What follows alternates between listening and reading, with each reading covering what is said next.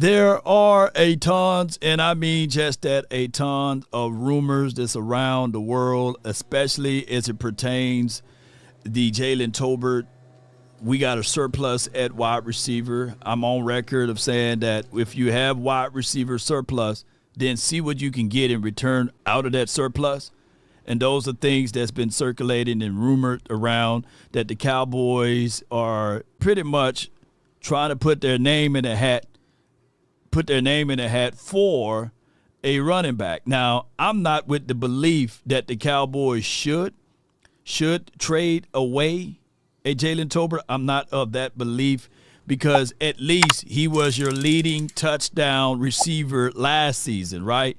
And I think that when you look at everything and you say to yourself, all right, cool, it's good to have all of these things to be rumored around.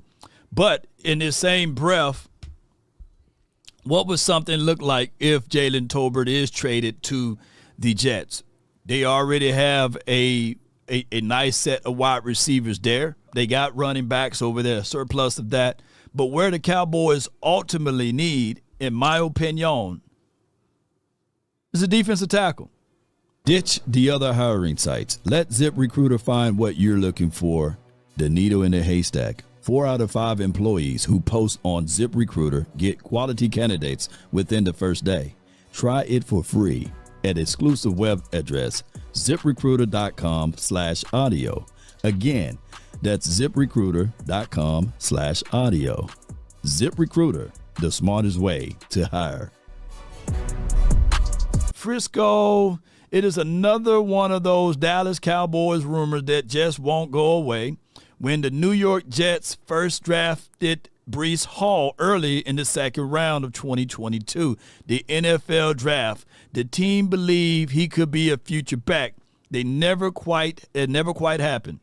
Now it's time for, I'm just paraphrasing, now it's time for us to go into these conversations. The Cowboys have signed a veteran running back, Javonte Williams and Miles Sanders. If you add all of those boys up, maybe, just maybe, they can become like a Breece Hall. My thing is, with all of this, Cowboy Nation, the Dallas Cowboys, we do not do things like this, Cowboy Nation.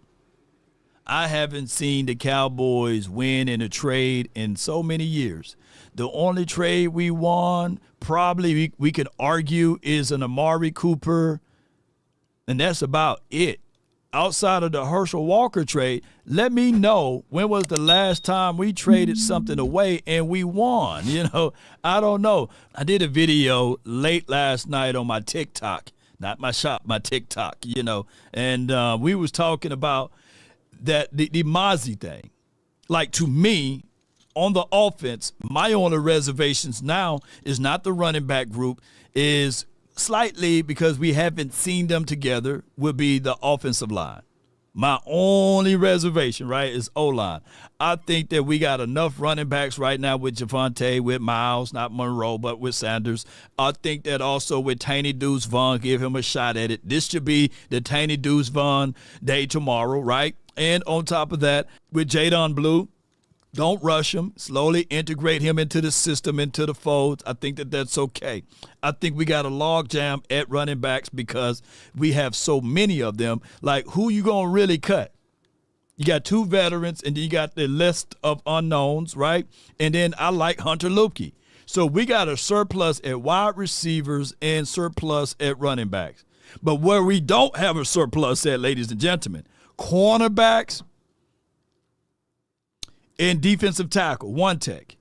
Now, there's been, in the Cowboys community, fights amongst each other as it relates to Mazi, Smith, and Jay Toia. How do you say that kid's name? JT. I'm going to call him JT. There's been a conversation back and forth about the defensive tackle one tech. Here's my truths with the one tech, and I don't think that no one can out-debate me on this particular part. Run back and tell every content creator this. Mazi is not the problem. He's not the problem. Nor is Mazi the solution.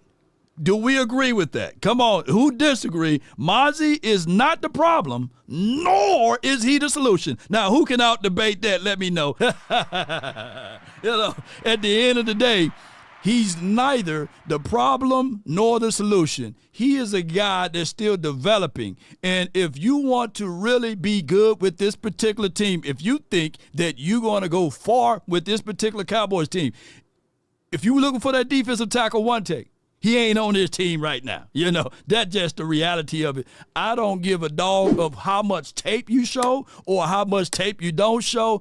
If you really thinking about taking this team to a far or higher height, you got to figure out a way to get a real true one tech in there. Now, could Mazi perform unbelievable this year? Yeah. The same way could the cow jump over the moon. That is the same thing, because at the end of the day, why waste your time? Why waste all of your energy knowingly that it takes naturally 2 to 3 years at max for you to see any results as it relates to a defensive tackle one tech? Yes, so he's neither the problem nor will he be the solution for this particular team. In no shape, form, or fashion that this is a shade or a shot at Mazi. It's definitely not his fault that we had 3 different defensive coordinators in 3 years. It's definitely not his fault that he had 3 different defensive line coaches in 3 years.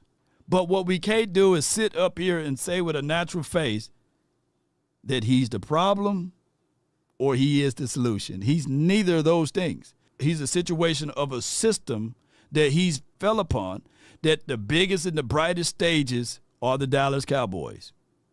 The Dallas Cowboys will forever be talked about, whoever we draft in the first round. And it's not helping for the simple fact or the strength that we drafted in 2017 tacos, right? It didn't help us out at all. And what really crawled up our you-know-what was the simple fact of who we passed up on to go get a Taco Charlton when all of us was banging the table, banging the table, banging the table, for J.J. Watt, little brother, T.J. And T.J. to this day is still playing, right? You know, is still playing, and he getting paid big dollars, right? What a difference would make if we were to go out there then at that time and just go ahead and get a TJ Watt. You know what I'm saying? Life would have been a whole lot different, ladies and gentlemen. But, you know, it is for what it is.